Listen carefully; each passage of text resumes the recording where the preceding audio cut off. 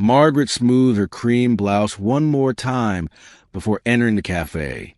Her sister had insisted on this blind date. At 58, she felt too old for such things. But loneliness has a way of changing minds.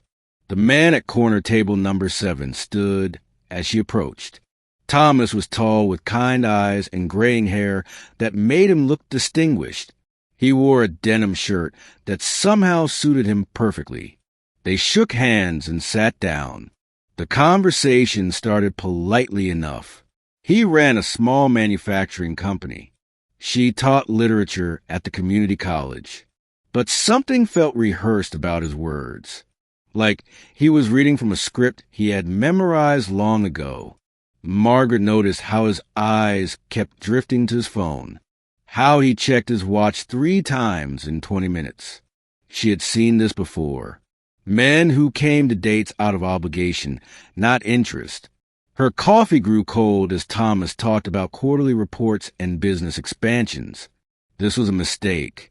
She should have trusted her first instinct. I should probably go, Margaret said, quietly gathering her purse. Thomas looked up with what seemed like relief. Yes, of course I understand, he said quickly, too quickly. Margaret felt the familiar sting of rejection, even though she was the one leaving. She stood and turned toward the door. That's when she heard it. Daddy? A small voice from across the cafe. Margaret turned to see a little girl with curly blonde hair running toward their table.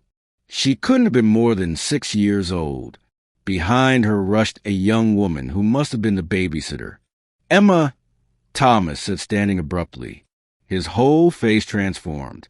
The distant businessman vanished. In his place was a father whose eyes lit up like sunrise.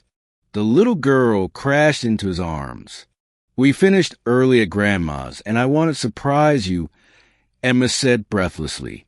Thomas hugged her close. Then he noticed Margaret still standing there. I'm so sorry, he said, looking genuinely distressed. This is my daughter, Emma. I see, Margaret said softly. She understood now. The distraction, the checking his watch. He had been worried about his daughter, not bored with the date. Are you leaving? Emma asked, looking at Margaret with curious blue eyes. I was just going, Margaret replied. But why? The little girl asked with that innocent directness only children possess. Daddy said he was meeting someone special. Thomas's face flushed red. Emma, that's not. But the little girl wasn't finished.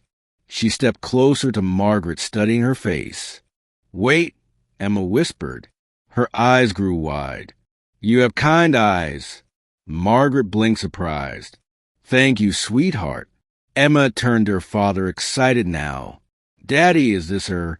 Is this who? Thomas asked, confused. The lady from your story. What story? Margaret asked despite herself. She should leave, but something held her there. Emma grabbed her father's hand and reached for Margaret's. Daddy tells me a bedtime story every night about a prince who was very sad. Thomas tried to interrupt, but Emma continued. The prince had a beautiful daughter, but his heart was lonely because the princess mother had gone to heaven. Margaret's breath caught. She hadn't known Thomas was a widower. Emma, maybe we shouldn't. And every night, the prince would look at the stars and wish for someone with kind eyes who would love his daughter as much as he did. The little girl smiled up at Margaret. You're from Daddy's story. The cafe seemed to fade away. Margaret looked at Thomas and saw tears in his eyes. I'm sorry, he said quietly. My wife died 3 years ago. Emma is my whole world, but she keeps asking why I'm sad. So I told her that story, hoping maybe one day. He stopped, unable to finish. Margaret felt something crack open in her chest. All those walls she had built. All the time she convinced herself it was too late for new beginnings. I lost my husband 12 years ago, she heard herself say. We never had children. I always wondered what it would have been like. Emma squeezed her hand. Will you stay? The little girl asked. We're having pancakes. Margaret looked at this child with hope shining in her face. She looked at Thomas with his vulnerability and fear. She looked at the cafe door that represented the safe, lonely life she knew. Then she sat back down. I would love some pancakes. Thomas smiled, and it reached his eyes this time. Really reached them. Emma climbed into the chair between them, chattering about her day at grandmother's house. As Margaret listened, she felt something she hadn't felt in years. Not just the possibility of love, but the possibility of family. You know, Emma said reaching for the crayons the cafe provided for children. I'm going to draw our house. Our house, Margaret asked gently. The one we're going to live in, silly. Emma began drawing with fierce concentration. A red house with blue windows. Green grass and a yellow sun with a smiling face. 3 stick figures holding hands in front. Thomas and Margaret exchanged glances over Emma's head. It was too soon for such dreams. Too fast. Too impossible. And yet, she's drawn you with kind eyes, Thomas whispered. Margaret looked at the picture, at this child's vision of a future, at the hope that children carry so fearlessly. Maybe, Margaret said quietly, maybe some stories do come true. Emma held up her drawing proudly. This is us, she declared. And in that moment, Margaret decided to believe her. Sometimes the best blind dates are the ones you almost leave. Sometimes the best families are the ones you choose. And sometimes a little girl with curly hair and an open heart knows exactly what her father needs, even when he's too scared to admit it himself. Thomas reached across the table. His hand found Margaret's. Would you like to stay for dinner too? He asked.